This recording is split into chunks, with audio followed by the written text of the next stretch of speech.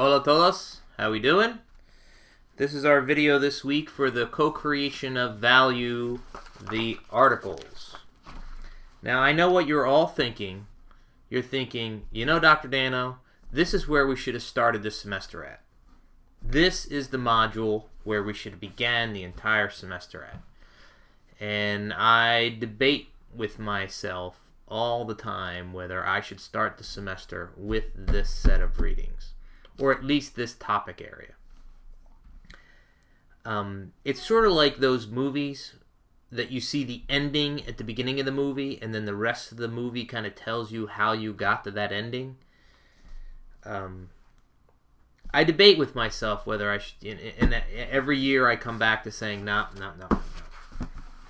So we are towards the end of the semester, and this is really, what the class could be called. The class could be called, instead of one-to-one marketing, it could be called co-creation of value.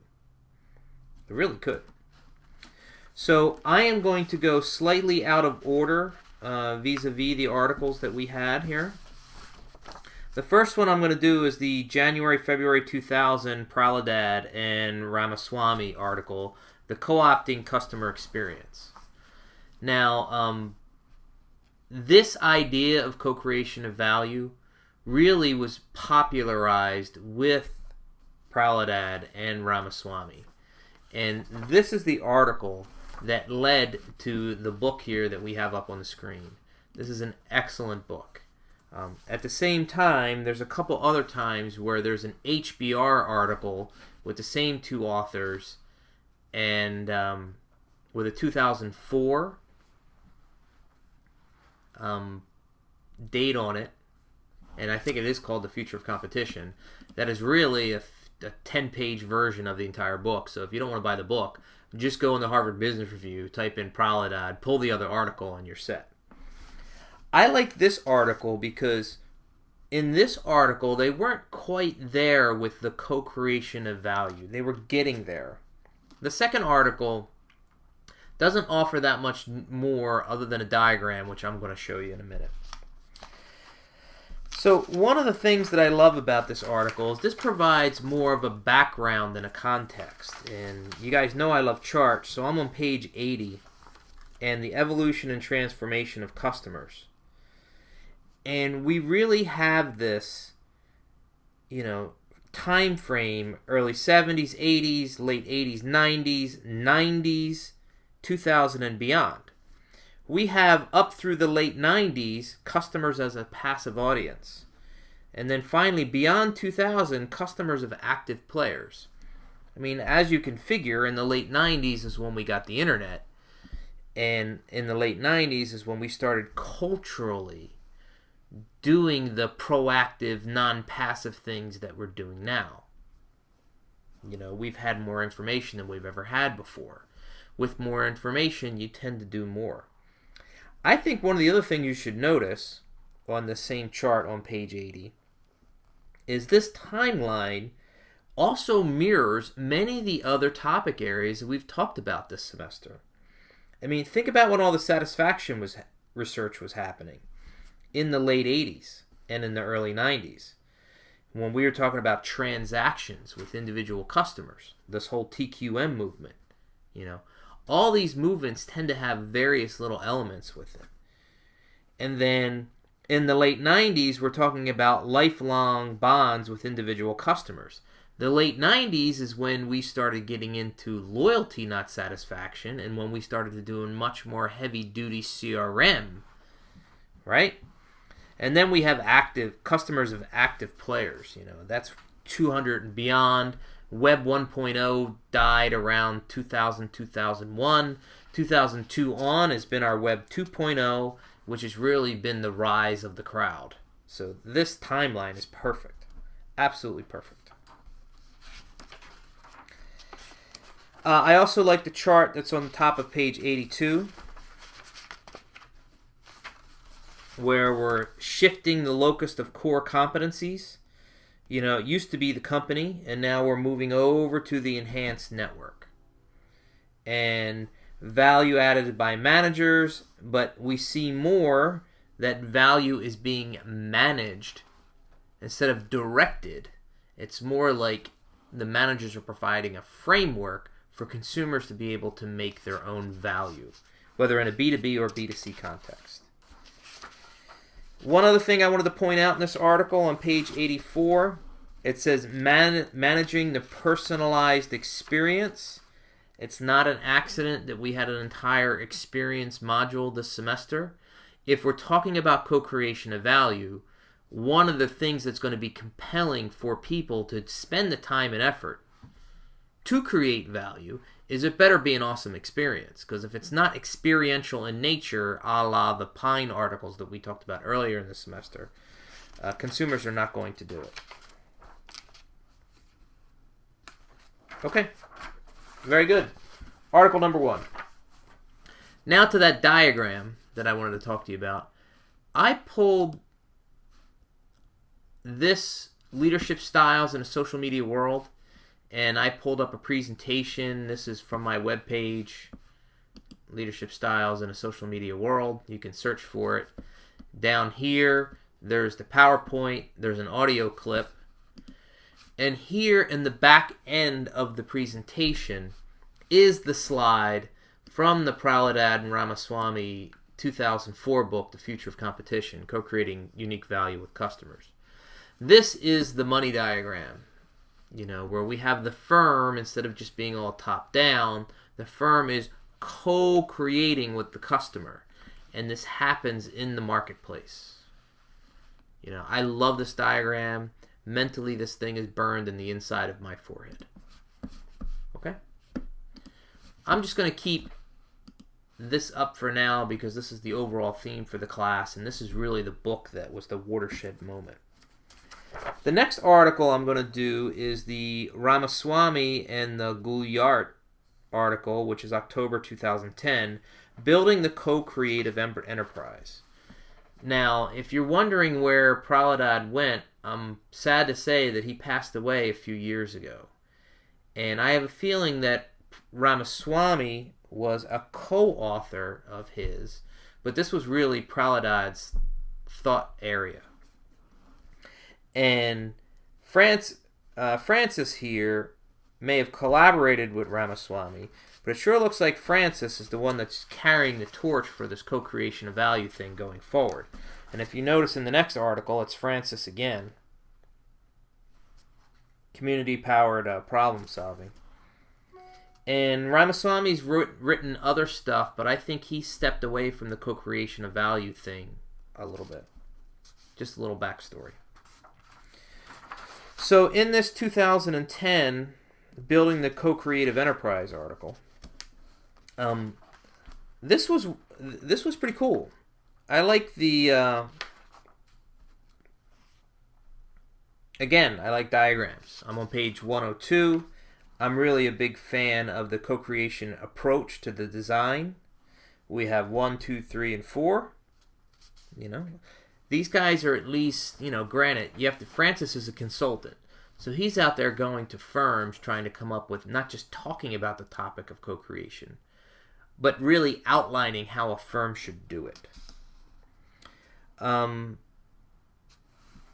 me see if he references the 2004 article here.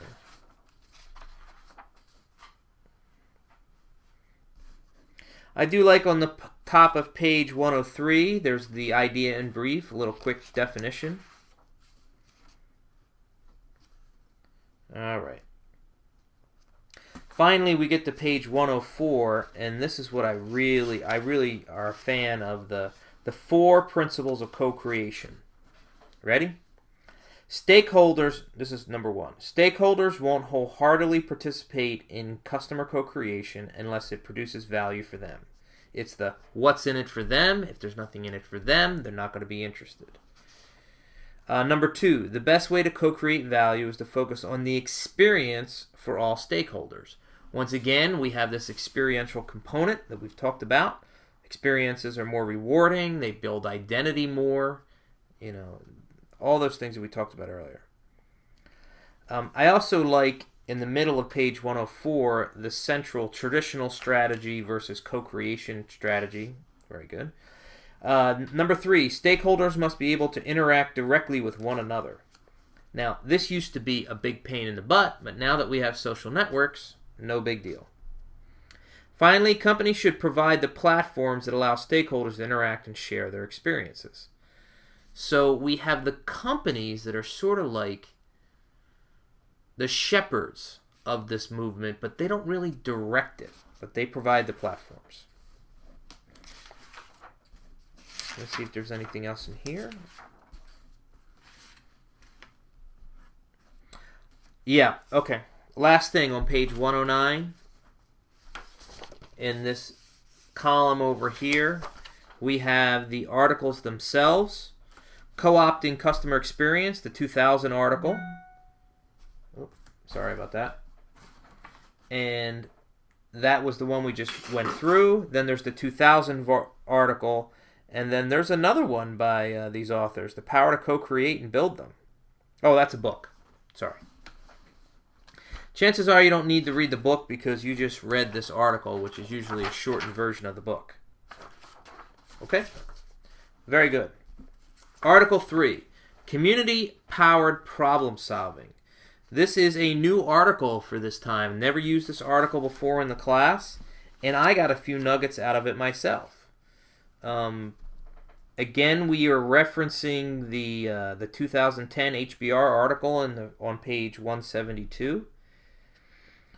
But I like this building blocks, that the authors are trying to emphasize that co-creation of value is not a free-for-all.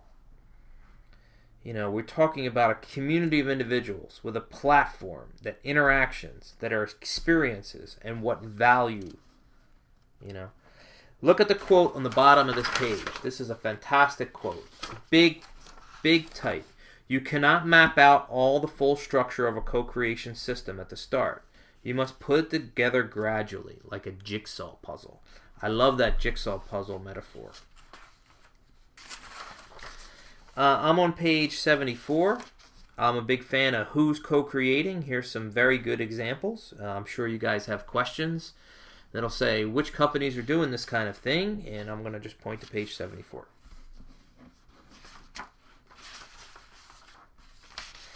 And then finally, we have at the back end of the article the 4 steps of co-creation.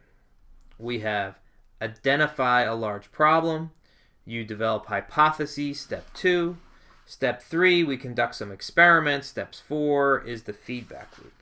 Now, one of the things I do want to emphasize with this co-creation of value thing, as opposed to other more top-down or hierarchical type traditional management MBA type stuff, this tends to take longer. This is not as fast or as quick. Even with some of the social networking stuff, this tends to take longer in some examples. Okay. Next, completely out of the blue, we have the machinery of hope. And this was an article that was published in Rolling Stone, of all places. And when I was reading this for fun, and just as a side note, I am not overly political in any way. I am not a member of either the Republican or Democratic Party. I do vote. But beyond that, I'm not. Marketing is my thing. Politics is not. This article is not for you to, whether you like Barack Obama or not like Barack Obama, something for you to look at it from a political perspective. I wanted to show you, when I was reading this thing, a clear example of co-creation of value in action. So this was published in March 20th, 2008. So this was right after the Super Tuesday kind of event where a lot of the states, because at the time of this article, Obama and Hillary Clinton were vying for the Democratic ticket, which wasn't decided until like May. But Obama was a surprise, candidate here. No one expected him to be out in front, especially as far out in front as he was, because everybody expected Clinton to be the front runner. And she was getting trounced. Please forgive me for being direct. I apologize that I do not have page numbers. There's no page numbers on this. I probably should have added page numbers when I put it up on Blackboard. But there's so much bottom-up co-creation of value stuff in this article. There's some reference to Howard Dean in 2004, which he was the first candidate ever to use the internet, but Howard Dean only used it for fundraising purposes. He didn't use it really to help organize supporters, right? So Obama is known as a Chicago community organizer. That's how he was trained prior to his law school work at Harvard. And we see time and time again, the Obama campaign, I'm on the top of page 2, shattered the top-down, command and control, broadcast TV model that dominated American politics since the early 60s.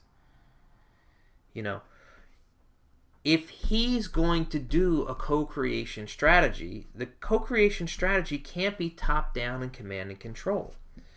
You know, Hillary Clinton had a top-down, hierarchical, traditional campaign, which they called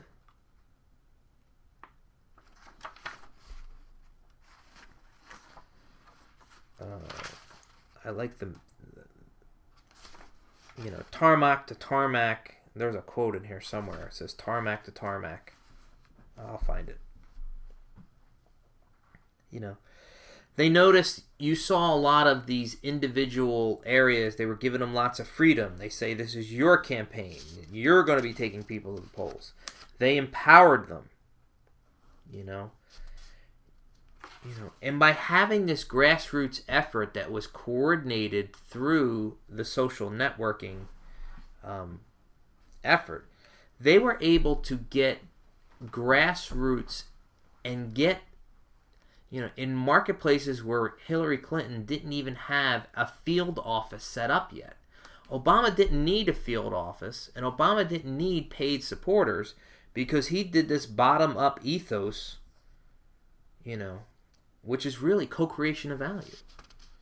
They're wondering why this cult of personality, became Obama, and how he could get 15,000, 13,000, 20,000 people at a rally, is because he had the social network to organize them. He let them do what they wanted to do on their own. He gave them the overall goal. This is the overall platform. You decide how you are going to get the message out in your district on this platform. You do it. I'm not going to tell you what to do. You do it.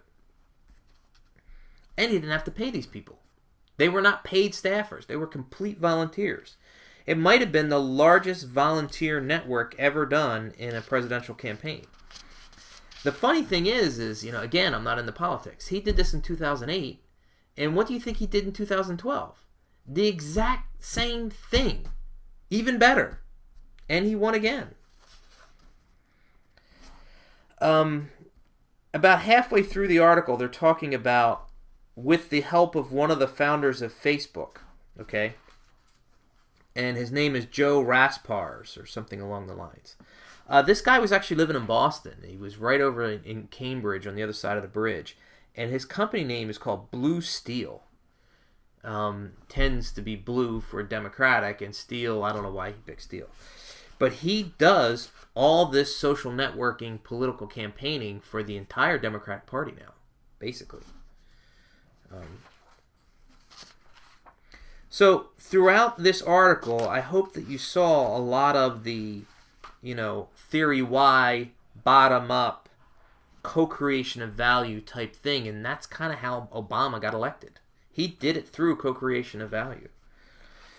One other thing that I think is interesting, though, and I was having this conversation with Locander at exactly the time that this was happening, and I emailed this article to Locander, because, after he won election and he was talking about transparency, and he as in Obama was talking about transparency, and they were going to set the website up, which they did, government.yada yada yada. I really expected to see more co-creation of value that he did in the campaign in the White House. And you know something? Granted, there was a financial crisis, and there was a lot of other major, crises happening at the same time. But co-creation candidate Obama went into the White House and became top-down director, CEO, and chief Theory XXX, which I thought was kind of peculiar. But then candidate Obama came back, co-creation of value, in 2012, and then now he got a second term in the White House, and he's in the top-down commander-in-chief mode again. I'm not sure the White House can ever be run in a co-creation of value kind of way, given that it's the White House, but I see very little of it at the moment. Okay, last two articles. These articles are both also brand new. I've never used these articles before. And these articles have the spirit of co-creation of value, but are more in the lines of wisdom of crowds kind of thing. The first one, know what your customers want before they do. Davenport, Mule, and Lucker. This was a really cool article. One of the main nuggets I got out of this is this I don't know if it's a buzzword or not, but NBO, the next best offer. Now, we have been indirectly talking about this all semester. We've been talking about the Netflix of the world and the Amazons of the world and the eBays of the world and how good they are at doing this. The CVSs of the world, the Targets of the world. They're very good with the data. You know, I'm on page 86 towards the bottom left corner of the left-hand side of the page. And it says, define objectives. So the first question is, what do you want to achieve? Increased revenues, increased customer loyalty, a greater share of wallet, new customers? I put a huge star here, and I'm going to have a separate video to explain this better, but our celebration of progress, it's now going to be 2 slides and not 1 slide. And the second slide is social media strategies. Why should I use social media? You know, what do you want to achieve? You want to increase revenues. You want to increase loyalty. You want to increase share of wallet. Do you want new customers? Do you want the CRM philosophy that we talked about earlier in the semester? I'll talk about that in a separate slide, but just take a mental note there and put a big star there on the side of the paper. I really like this NBO concept. And the second thing that I really like is this slow-mo low. Slow-mo low. It almost sounds like an area of New York somewhere, you know, somewhere in Manhattan.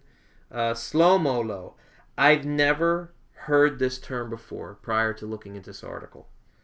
But the merger of social, mobile, and GPS, I mean, there isn't a better way to call that than slow-mo low. Fantastic. That's a nugget. Really a big fan of that idea. Speaking of that idea, I'm on page 88. I love graphs. I'm on the bottom of the page here. You define objectives, you gather data, you analyze and execute, you have the feedback, and you learn to be able to do further enhancements. Really, really cool idea. So if you want to know what your customers want before they do, well, you got to collect a lot of data. You know, big data kind of a mentality.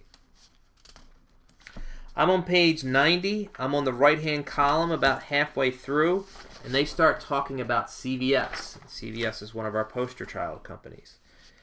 And the question is, through which channel do you contact your consumer with to have this relationship with? And the article and the authors explicitly state whatever channel they gain the contact with. So in CVS, it's the loyalty card. So all communication should happen through the loyalty card and how you get the deals. CVS, Target does differently, and they also have more email involved. You know. Finally, on page 92, after this big kind of block here on the page, we have, and they're talking about slow-mo low again, and Nordstrom and other upscale retailers and financial services firms. If you look at this paragraph, this is almost like a salesperson CRM discussion, like what we talked about earlier in the semester. And in many of these cases, you know, salespeople knew their customers and they knew it personally. And perhaps they had note cards or perhaps they wrote some information down, but they never used technology to help them either slow-mo low or just in a CRM kind of mentality. They just knew their customers really, really well. They had great relationships with them. And Nordstrom is still that way to this day. But we're getting into a situation where, the competitive landscape is changing. And Amazon and their knowledge that they know about you is worth more than anything else. This was a fantastic article. Big fan. Last article is using the crowd as an innovation partner. Again, this is very much in the spirit of co-creation of value, theory Y, bottom-up kind of marketing, bottom-up kind of leadership, And here, they provide a nice typology of 4 different areas for us to think about how to use the crowd. On the very first opening page,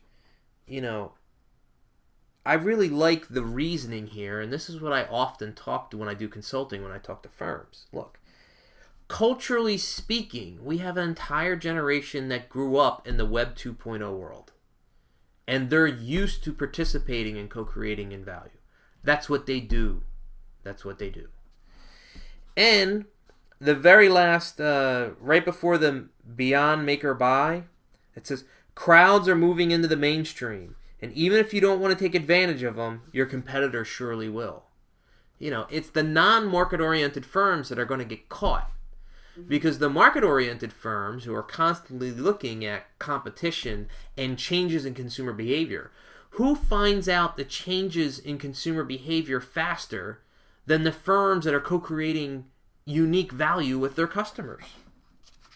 I mean, it makes perfect sense. So the best thing to do is to then go to page 64. When and how to crowdsource. So we have purpose, challenges, and best use. And we have 4 different types. Contests, collaborative communities, complementors, that's a terrible name, and labor markets. Right? Contest is probably the easiest one of the 4. And a great example of this would be a hackathon, where a company really wants a problem solved, and they provide the room and a weekend and the computers, and maybe they throw some money in, and they asked a whole bunch, 200 programmers to show up, and it's kind of fun, and you buy pizza for everybody, and in a 24-hour period, products get made.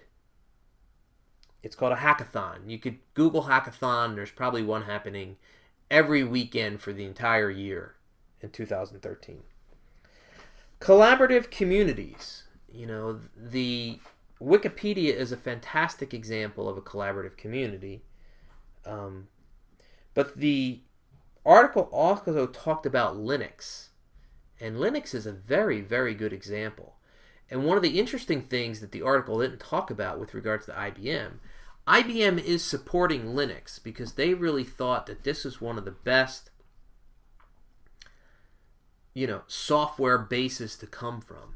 But what IBM does is even though Linux is the base foundation of everything that IBM does, IBM then creates programs, apps, and unique value offerings to sell to customers on top of Linux.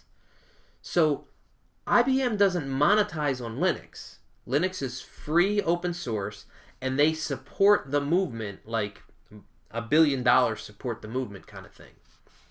They want engineers and everybody to be familiar, and they really want one common open source code. But on top of that open source code, programmers inside of IBM, after you become a customers of theirs, they then sell you programs that, like apps on top of Linux. Kind of neat. It's much more similar to the third category, which is complementors. And really, iTunes is a very good example, where Apple provides software developers a particular platform, iTunes. And there is an SDK, which is a software developer's kit. It costs $100. You buy it directly from Apple, and you have to register with Apple. And then from there, you can create software for the iTunes app ecosystem for either iPad or iPhone or iTouch, iPod, whatever you want to call that. You know, this is a great crowdsourcing kind of thing. I mean, really, the iTunes store, the iTunes revenue itself is a Fortune 500 company. $13-14 billion in revenue a year. That's not a bad little business. Not at all. A lot of companies would love to have that. Finally, we have labor markets. And this is extremely common these days, where IDEO is a design firm out in California, but they tend to have unique scenarios where they need a particular designer, but you wouldn't hire this designer full time. So think about it as freelancers that are better organized. You know, when Procter & Gamble in the 2000s with A.J. Laffey, you know, they wanted 50% of their innovation coming from outside the firm. Well, they got 50% of their ideas outside the firm from non-employees through platforms, you know, labor markets like this. You know, the Mr. Clean Magic Eraser was some scientist in Japan that was playing around with something in a lab. You know, and then he sold the patent and, you know, gets a nice royalty fee from Procter & Gamble. You guys have tried one of those before. The other one that they touched on a little bit here in the article is Amazon's Mechanical Turk. And Amazon has an incredible labor platform for you to freelance work out. It's a very, very well organized. And it's so good that even all the academics are starting to use it for data collection.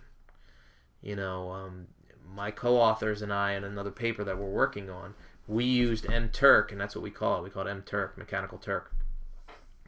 You know, you say, fill the survey out, 15 cents. Fill the survey out, 15 cents.